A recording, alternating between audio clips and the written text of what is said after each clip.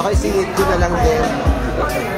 Yun nga kasi nga, di ba, before, natatanong sa iyo tungkol kay Jerica. Pero hindi naman talaga malisyahan yung friendship nila.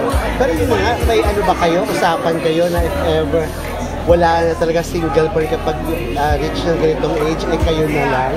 Wala pa naman. Ay, di pa. Wala pa naman. May mga ganito kasi sa mga best friends, di ba? Wala pa naman. Pero pagdating sa mga love life ninyo, kayong dalawa talaga yung confidante. Oo, consult sa isa't isa. Oo. Alam niya yung about my love life. Yung past love life. And then alam ko din kung anong nangyari sa kanya. Dagdaanan niya as sa mom. Was there a time na lumapit ka kay Jenica at nag-boost ng sama ng loob mo sa love life? Lagi naman. Lagi kapag kunyari meron akong discomfort na nararamdaman kahit nga masakit lang yung ulo ko. Sabi ko sa kanya kasi hanggang magkaibigan kami.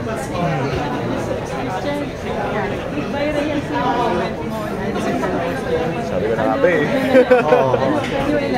Bakit ka na-propose? Bakit ka na kasi dito, ako, ang take ko on that, bilang isang alagad ng sining,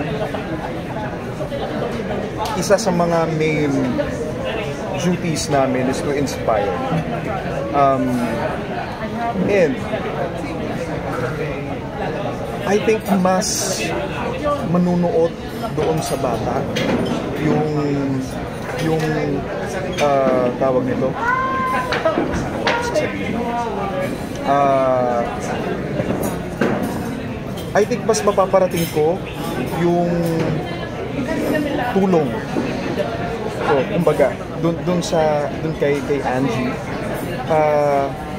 by giving her words of encouragement, kasi ayun yung kailangan ng bata. Pero hindi ba kailangan din ng bata na makorek in a way, constructively? In a nice way. Diba? Yeah, in a nice way. Everything, ako naniniwala po ako na lahat po ay nadadaan sa magandang pananalita. Lagi ko sinasabi na meron tayong choice. Ang kabutihan po ay choice. Para po ito sa akin, para lang po sa akin, ang kabutihan ay choice. Nasa sayo kung pipiliin mong umunawa, magmahal, kaysa sa manakit. Ano nag-udyok sa'yo na dahil ba ang dami mo nababasa na talagang binabas ka or sabi mo nga medyo hindi magagandang pananalita? Yun ba yung naging were you close? Isa po yun. Do you know each other No. I personally do not know Angie. I am not in any way connected to her. But I just really felt the need to speak up and somehow use my platform to give her some words of encouragement. Kasi parang hindi po kakayanin ng konsensya ko na madurog yung dreams ng bata dahil dun sa mga hateful and hurtful comments na natatanggap niya halos araw-araw. When in fact she can still improve. She can still improve. Sana nare-realize niya na hindi pa end ng world niya as an actress. Ang lahat po ay natututunan. Ang lahat ay may tamang panahon. Maybe not now, but I know deep in my heart na someday, sometime, somewhere, she will be an amazing actress. Agree naman kami sa'yo na lahat naman natututunan at lahat ay Pero somehow ba, ano ba ang pagkakamali? Nagkamali ba ang mga director, ang mga kasi they allowed it. Or on her part na ibigay din niya yung best, o yun na ba yung best talaga? I don't know. well, ako hindi ko po masasabi kung sino ang mali, kung sino ang tama. But ako po, bilang isang aktor, I will speak for myself.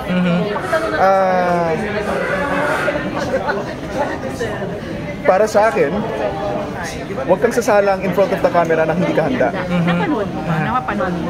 I am an avid fan of Lin Lang. Okay. My So, goodness. ikaw personally, nung napapanood mo yun, from your own point of view, bilang isa kang actor, isa kang award-winning Award-winning actor. what was your reaction? About Angie? When you saw it, when you watched it. To tell you honestly, alam ko na kailangan pa niyang matuto. May kulang. And I hope and prayed na sana meron siya nung willingness to learn and to accept that there's still a huge room for improvement. And alam kong meron. Richard, ang dami ng mga artista, mga baguhang artista na hindi naman magaling agad, di ba? Banu-banu rin umarte. Pero sa tingin mo, bakit nag-focus sila this time kay Angie? Parang big deal sa kanila. Ayun nga po eh. Ang nangyayari po kasi, again, I will speak for myself. Dahil ba sa magagaling yung mga co-actors niya? Or dahil din ba parang nakikita nila na parang in a way favored daw, na ang daming opportunity Para po sa akin, ginawa kasi katatawanan eh. Yung pagkakamali ng tao, ginawang katatawanan. Na sinusugan ng isa, na hanggang sinusugan hanggang sa kumalat. It is never right to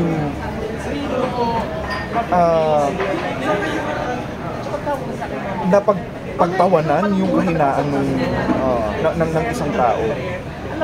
Imagine, gaano ka magiging peaceful, kaganda yung internet, or yung environment in general. When hindi ako sa tawag nito, idealistic or what. Pero kung pipiliin natin to be kinder and nicer, diba? Well, hindi ko naman po madidiktahan ng bawat isa kasi kanya-kanya namang ugali yan. Pero baka lang po sakali na siguro kahit paano naman po, kahit kaunti, kahit maliit, meron po akong boses, kahit paano. Sana, I hope nagagamit ko siya ng tama. Ayun. Nakaka-relate ka ba dahil pinagdaanan mo din ito? Magaling ka naman eh. At saka una-una, May nakarating ba sa reaction from Angie o nag-respond siya doon sa for now, hindi pa kasi ako nag-check ng messages, ng inbox, hindi ko alam. Pero anong reaction mo? Kasi nang may interview si Angie, sabi niya, din-dissuade niya yung mga fans niya na wag na lang pansinin daw yung mga ganon. Well, alam niyo po, again, hindi ko paano si Angie. I am not in any way related to her, but magsasalita po ako bilang tao. Tawag dito, that's defense mechanism. Kahit sino naman po, ayun ang magiging defense. Unang-una sa lahat, karapatan ng taong i-defend yung mental health niya. Yung estado ng mental health niya at nung nararamdaman niya. Karapatan ng tao yun. So kung ano man yung nasabi niya out of defense, that's very acceptable. Dahil she's been hurt. Super siyang sinasaktan. Sa isang bagay na sana nasabi sa kanya ng mas maayos. I think matatanggap niya naman. Pero it seems bakit affected ka kay Angie? To tell you honestly, hindi naman affected na hindi ako makakatulog mamayang gabi. So parang ususugan pa yung sabi ni Gordy kanina. Not to that level. So sorry. Not to that level, but again, I think there's a need for me to speak up. Kasi kung hindi ako, sino po magiging hanggang sa ma-depress yung tao, kawawa. Pero tingin mo, bakit nga kaya ganun ka violent talaga yung reaction ng mga ano. Talagang ano Because- may mga iba, nababasa ko may mga iba talaga nag-iinit ang ulo, Yes, na, alam mo yun, may ganong epekto. Nagkakaroon siya ng effect, kasi we're talking about Angie, yung effect ni Angie. Now naman, although we don't justify, pero dahil nga nababasa, pinpost nga ng iba, yung pagkainis din ang ulo nila upon watching her. Let's face the reality. Let's be honest. Ang mga tao ngayon, hindi ko alam kung bakit ganito nakasasama. Ang sasama ng mga tao. Though hindi ko nila lahat, pero mas pinipili nilang mas makapanakit kaysa sa mas umunawa, sa mas may magandang lumabas sa bibig nila. Mas pinipili nila yung ang tinutukoy ko po yung mga tao na babash, may mga hindi magandang lumalabas sa bibig. Hindi ko alam kung saan nila nakukuha yung lakas at yung confidence para manakit ng ganun. Kaya nakukuha naman ang confidence ni Alex sa Juliana na ginagawa ko. Experience mo ba? Naka-experience ka ba namin? Naka-eksena ka na ang hirap talaga umarte. Hirap bumugot. Paano mo na-handle? Anong ginagawa mo sa kanya? Ako po kasi ma-encourage ako eh. Hindi ko alam, siguro ma-encourage ako as a person and as an actor. Pag nakita ko, Tinutulungan mo? opo. Dapat pala ikaw na. Kagaya ng mga iba kong co-actors na nakasama dito. Oo, they're humble enough to say na, Christian, natatakot akong ka-eksena. Natatakot ako sa eksena natin. Parang hindi ko kaya. Ito lang yan. Tingin ka sa akin, ramdamin mo lang ako. Ibibigay ko sa'yo kung ano yung dapat mong maramdaman. Ayun, awa ni God na nagtatawid. Minsan na dadaan ng take 1, take 2. Ayun, I'm happy to help.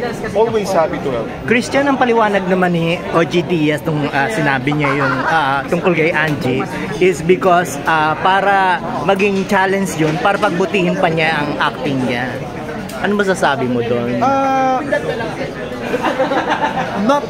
Alam mo, walang sino man po ang tawag nito. Walang sino man ang pwedeng magsabing invalid yung kay Mama Og. Maybe that's his way. Maybe that's his way and that's valid. And that's valid. If Mama Oji, Tito Oji thinks na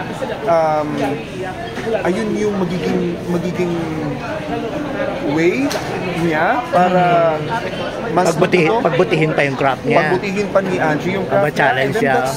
That's valid. Wala namang sino man ang pwedeng mag-invalidate sa ways na kung sino man. Ang katayan diyan kung pinipili mo bang makasakit or hindi. Okay. I love you guys.